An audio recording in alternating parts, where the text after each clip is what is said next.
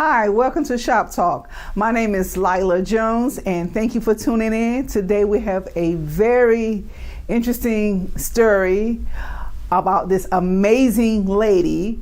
Her name is Miss Shalena Hansley, and I'm not gonna say anything. I'm gonna let her tell her story because no one can tell it as well as she can. So thank you again for tuning in to Shop Talk. Again, my name is Lila Jones. Welcome on today. Okay, here we are again, Shop Talk.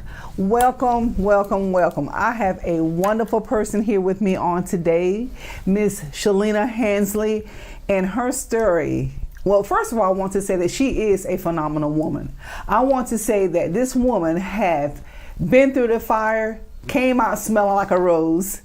She have been through so much, but she is a conqueror. So if you're out there today and you think that you're in a situation that you can't conquer, listen to her story, because you can conquer. You can conquer anything with God. So trust and believe that this woman have been through something. If you're going through something, if she came out, you can come out, because we serve the same God.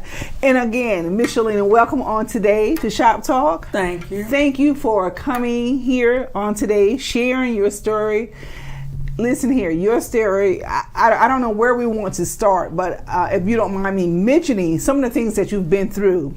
I think child molestation, abusive relationship, the death of your husband. You just been through a lot. Yes. You have really truly been through a lot, but you are a overcomer. I'm telling you, you are to me an amazing woman. So tell me and tell the audience, how old were you when you was molested as a child? 8 years old. It started at 8? And for how long did it continue? It continued to a child conceived out of me being molested. How old were you when you conceived the child? I was 9 at the time. So you had a baby at 9 years old? At 10. At 10. And is that your only child? No. I had another one out of the same molestation. I want to say like 6 or 7 months later. 6 or 7 months later? You had another baby? Then I found out I was pregnant. And when I found out we was in foster care, that I was pregnant again with the molestation with his child. That I found out I was pregnant. So you was pregnant with the molester child. Now, my ask, was this person related to you? No. He wasn't related to you? No. Did he live in your home? Yes. He lived in your home as? It was my mama friend at the time. Okay, not her husband, but no, friend. Her friend. Okay, all right. So my ask now: how long did your mother ever know? Well, when did she find out? And were you afraid to tell her? In a way, I was, by me being a child, that she worked there all the time. That she always told us if anybody touched us in the appropriate way to tell her. Yes. And so I did tell her, and how everything came about, that the school ended up calling her. Okay. Saying, that your child is, pale, and we're concerned about her. And maybe you need to take her to the doctor and see, what's going on with her. Okay. So she did it. When they checked me out, I was like 6 months pregnant. Already that was the first child? That was the first child. At 10 years old? Wow. Okay, so then, of course, Child Protective Service got involved. Yes. And did they end up taking you from your family? Yes. Wow. I never forget, it was on November the 15th. We got a knock at the door, and it was the Department of Social Service and the Sheriff Department, and they said that they had to remove us from the home. So they removed all 4 of us from the home. Me and one sister went to the same foster care. The other 2 was separated. One went one way, the other went the other way. Okay. Come find out, all of us, we was in Aden. So were you able to see your siblings? Yes. Often? Yes. Okay, good. That was good. Yes. So again, you went into foster care, and were you pregnant with the second child or the first child when you went into foster? I was pregnant with the second child. The second child. Okay. So when you was pregnant with the first child, no one knew, like the school didn't get involved or social services did not get involved because it was sort of kept sort of like a secret. At first, I didn't know I was pregnant. Okay. And like I said, of course not at that age. Right. I'm on a child. Yes, 10 years old. We didn't find out till my mom took me to the doctor, and I was already 6 months, and so I didn't know what was going on with my body. Right, of course not. So I was still like getting a cycle or whatever, but I was playing. You was being a kid, right? Yes, you were just being a kid, yes. Right. So when your mother found out that you were pregnant with the first child. And then she found out, of course, everyone found out at 6 months. Then what did you all do from that point? My mom, she stepped in, she helped me, helped me take care of the child. After that or whatever, after I did have my first child, I think my baby she went 4 or 5 months. They came, took us from my mom, so it was like I had to raise her in foster care. Wow. So at 4 or 5 months, you say your first child was 4 or 5 months. So are you saying to us that the molester came back in after you had the baby and molested you again?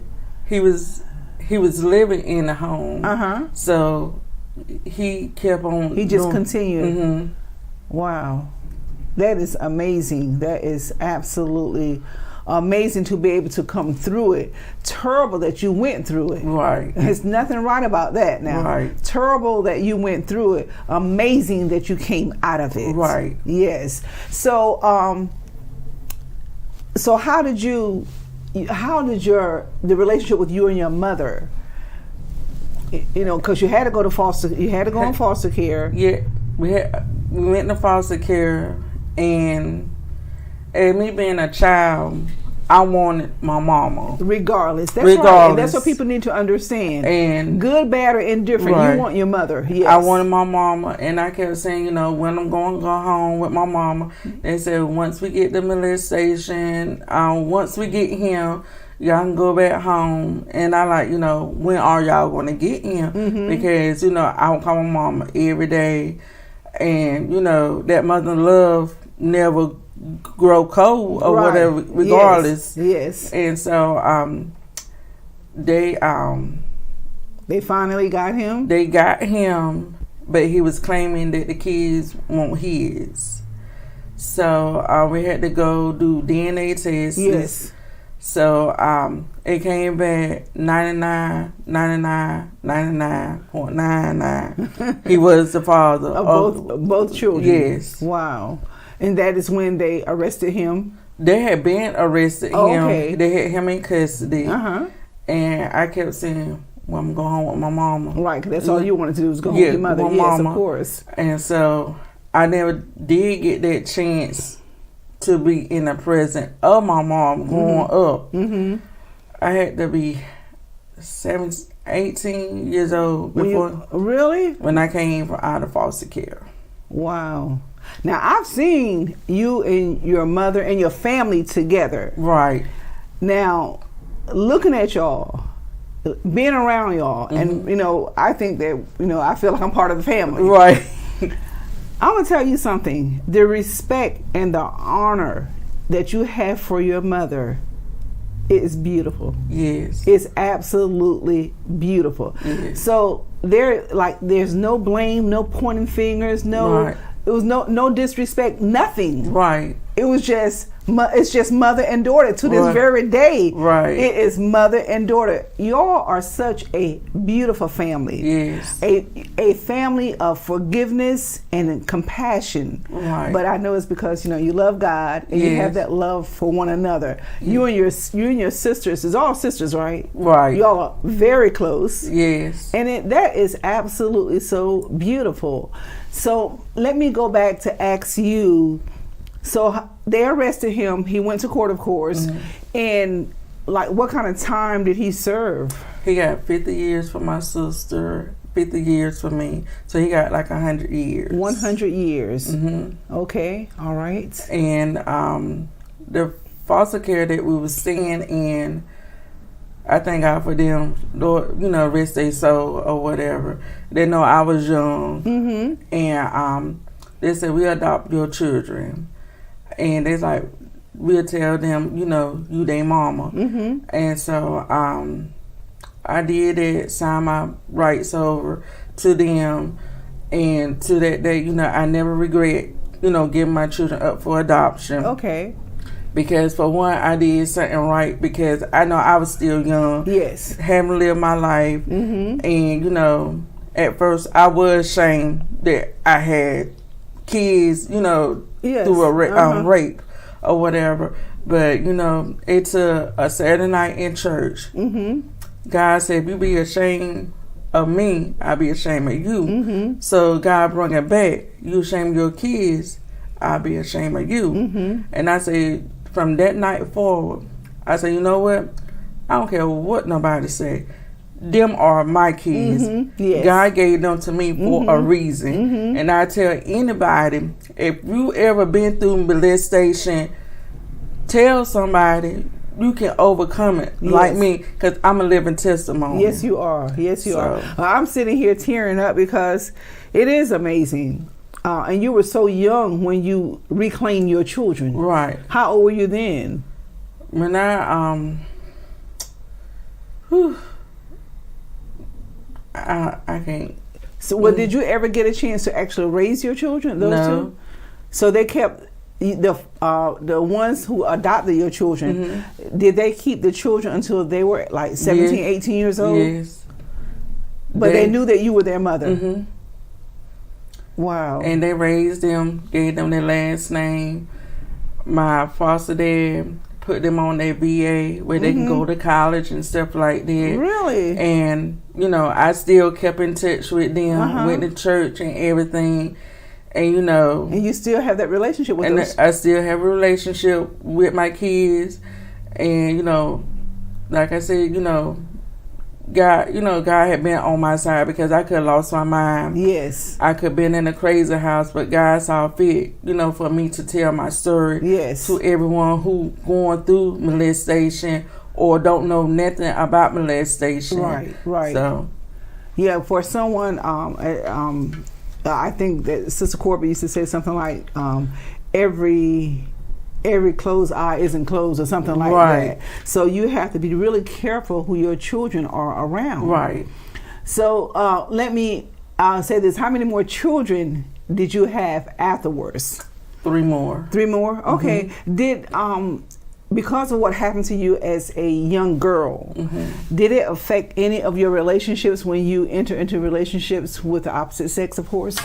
Yes. It did? Yes. Did it make you, how did it make you feel? Did it make you feel untrusting? It made me feel untrusty. It made me feel like, you don't want me because I have other kids that, won't ask to be here. Right. But, And did they know what you had been through?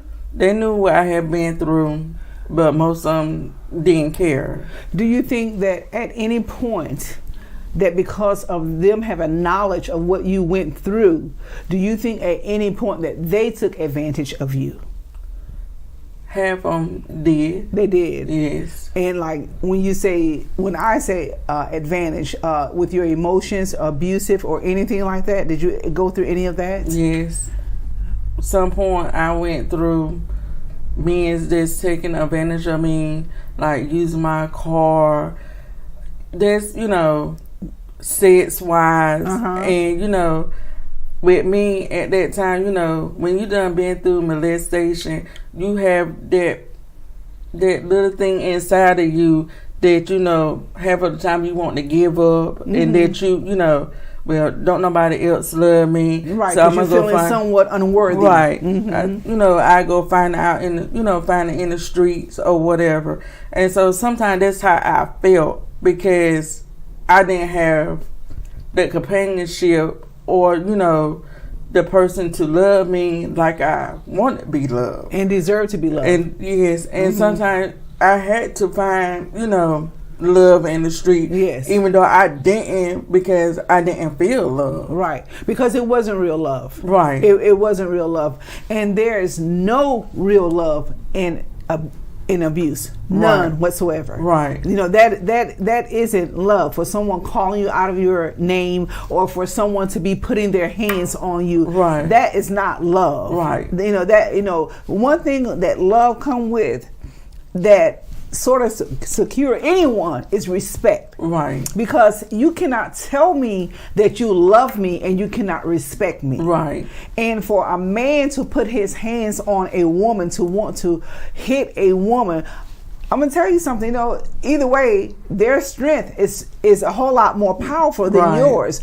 And I think that's their physical strength. Right. But overall, they're very weak. Right. They're very weak. Right. And, you know, we can't even say that they're a real man to do such a thing. Right. So if there's anyone out there now and you're being abused, you need to get out of it, because it is not worth it. It is not worth it. It's no good is going to come out of it. It's just going to make you feel unworthy to be loved. But everyone that God has created is worthy to be loved. So, so you went through. Do you think that, well, would you say that you went through several abusive relationships? Yes. Physical, emotional? All of it. Physical, emotion. It was just, did I have like a stamp on my forehead, like, oh, this the one, you know? No, I know that you did not. No, you didn't have that. But the enemy had that, whatever happened to you kept drawing those same type people, because he had fixed it in your mind that that's all you was worth. At least you got somebody. Right. And anybody that think, at least I got somebody. Right. You're worth more than that. Right. You're worth a whole lot more than that. Right. For someone to say, at least I got somebody, or he know, I understand why he's abusive. No, you don't understand. Why should you understand when someone is hitting you and someone is calling you out of your name, someone is cursing you? There's nothing to understand. Right. No, I don't agree with it. I don't understand. And sometimes they have problems. They don't feel good about themselves. Right. So they don't feel good about themselves. They could have been abused. They could have been abused by someone. Right. Or, you know, cursed by their mother, or by, you know, some adult. And instead of going to that person and getting it right with that person, they take it out on the victim. Person. Yeah, they take it out on the next person. And I know that some people say, I know it's a saying that everybody heard it all the time, that hurt people, what is it? Hurt people hurt other people. Yes.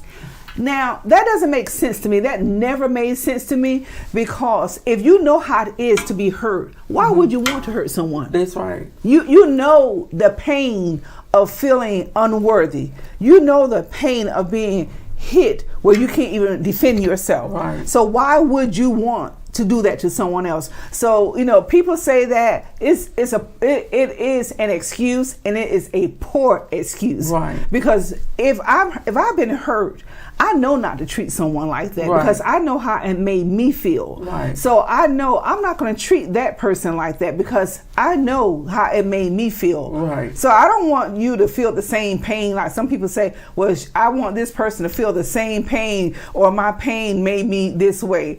Well, you know, your pain could have messed you up. Right. And it does mess you up to a degree, doesn't it? Right. It really does mess you up to a degree. It make you feel like, oh, I should take this, or, you know, maybe I did something wrong. Right. And I've talked to women that have been in abusive relationships. They said, sometimes they just think in their mind, what is the right word to say to this abuser? Because we don't know what is going to make him just like go off. Right. What is going to make him snap? Right. And sometimes it could be nothing. Right. They just come home from work, or they just walk in the house, or they're having other relationships. Right. And then when they come home to you, they want to abuse you. Right. So have you ever been through anything like that? Yes. You've been through all of it. Yes. You've been through all of it. Isn't it amazing that you're sitting here?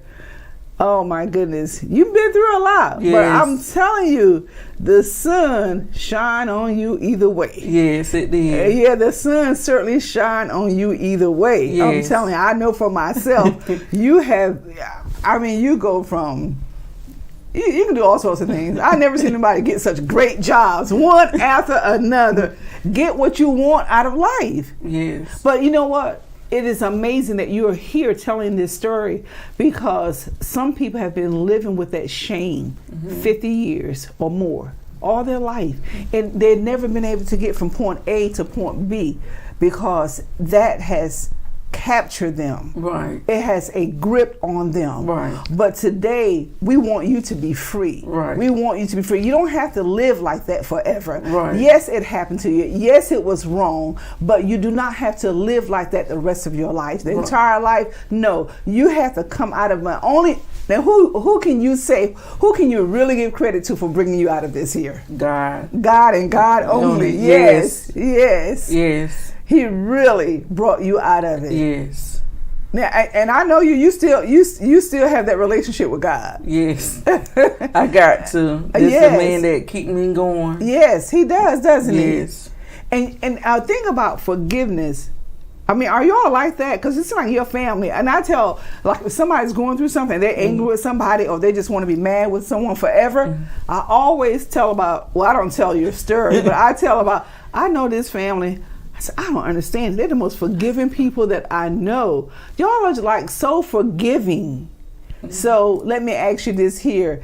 I mean, are you like that all the time? And does it take a little while? It take a little while. Yeah, it does. It does sometimes, because people's like, I just forgave him just like that. I don't know about that. It took a while. I said, okay, God forgave me for my sins. Yes. So, like you said, I forgive. Yes. And you and your family are very forgiving people. Well, y'all are filled with love. Y'all are very compassionate. Mm-hmm. So that's just been a blessing. And I will say, all that you've been through, I just thank God for his grace, because his grace is shown upon you. Yes. Yeah, it's definitely. But you know what? I don't know if we're going to be able to finish this today, because you have so much more to tell about. Now, you've only been married once. Mm-hmm. And how long were you married? Or how long? 25 years. 25 years. Mm-hmm. It just don't look like you could have been married for 25 years. That is wonderful. So your husband, tell me about your husband. My husband, Lorenzo Knight, we were together for 25 years. I mean, we were married for 25 years. He helped me raise my daughter, Yasmin. She wasn't that but a baby when he came into her life. Uh-huh. I mean, in a marriage, have their ups and downs. Fast forward a little bit, on July the 21st, 2022, he been sick. He had been sick? He had been sick. He been sick for a while, and my mind had got on him. So y'all weren't together when he got sick? No. Okay. And I called him, and I asked him, what's wrong? He like, I've been sick. I said, okay, I'm gonna come out there and check on you. So went by there and I checked on him, me and my daughter, and he's like, this is how I have to sleep. He couldn't sleep flat on his back. Mm-hmm. He had to snip over. And I said, well, when I go to work, you going to the hospital. Mm-hmm. So I took him to the hospital. Come find out he had congestive heart failure. I was taking him faithfully to the hospital every 3 months. Although y'all were separated? Yes. Mm-hmm. And I'm taking care of him. My mama always said, that's your husband, you take care of him regardless of what, you take care of him. Mm-hmm. And so I did what the Bible said. I took care of him until 2022 in July. And I asked my supervisor, could I get off work early? So I didn't know why, and I didn't question. And went to my daughter's house. He had just went to the doctor. We outside talking, and I'm sending his stuff down, you know, to prepare what he got to do and stuff. But God was preparing me because I had put on Facebook. I said, love on your loved ones while you still have them. I said, because you might not get that chance. Didn't know I was talking to myself. So what I did, I smelled death in my daughter's house. I smelled an odor. And so as we went to going to the store, my daughter said, my daddy called. I said, okay, call him back. Couldn't get no answer. So we knocked on the door. I said, Lord, don't tell me this man in here deceased. So we knocked the door. So you had some kind of sense that he had already passed away. Yes. So we had to call the fire department and, you know, for them to go in. So they kicked the door and they said, sorry for your loss. And I couldn't cry because I know what God, you know, was doing. Plus, he was preparing you. He was preparing me, and I felt the pain for my kids because my new baby girl didn't get to see him alive. Me and my baby girl and my other daughter, we saw him alive, and I said, Lord, you know, you prepared me. So I had to call my mom, then I had to call his sister, them, and let them know your brother had deceased. They said, what you mean? I like, he died. And he had just went to the doctor that day. Now, how old was he? He was 50 years old. Now, have he ever been abusive in your marriage? He, like, in a marriage, call you names and stuff like that. In an argument, yes. Yeah. And but have he ever been physically abusive? No, because he's like, I know what my daddy taught me. And he always told me. So said, in the separation, you still forgave him? Because you really did love him. Yes. And, you know, after that, you know, Did y'all remain friends through the separation? Yes. We'll call each other. We were just like little... Like he was almost, right, like he was your best friend. And we'll call, like, Lorenzo, guess what? He's like, what, girl? We be FaceTiming each other. And, you know, sometimes I find myself picking up the phone. I like, this man ain't here no more. And my daughter told me, she said, yes, he is. You just pick up that phone, just leave something on that answer machine. And what gets me through the day is the compassion we share together, kids that we got together, grandkids he didn't never see. Right. But there was the only man I ever known. He was 27, I was 23 when we got married. And so this is like the only man I ever knew. That you really knew. That I really knew. And that he's like, if I didn't love you, I wouldn't be telling you, trying to, you know, he always called me a Twinkie. And he like, take it, you a Twinkie. He said, you can't let people talk to you in that kind of way. Right. And so I always keep that in my mind. Yeah, so he left some wisdom with you. Yes. Good. That is good. Yeah. Well, again, you know, I don't think that we're finished because you've been through a whole lot more than that. Right. So, of course, we're going to ask you to come back and finish your story. But I thank you so very much for sharing your story. And I thank you all so very much for tuning in to Shop Talk. Again, please tune in on Friday at 12 noon. And listen here, we have so many stories coming forth. We thank you so much, but we hope that some of these stories help you all. We hope that that you get something out of it, and that it inspires you to move forward. That it helps you with forgiveness and understanding and compassion, and most of all, that it helps heal your hearts and whatever that you're going through. So again, my name is Lila Jones. Thank you so very much for tuning in to Shop Talk. And hope to see you on next week. And I hope that you have the most beautiful sunshiny week, regardless of how the weather looks. I hope you have a good sunshiny week. Thank you, Miss Shalena, for coming on today. You're welcome. Yes, thank you so very much.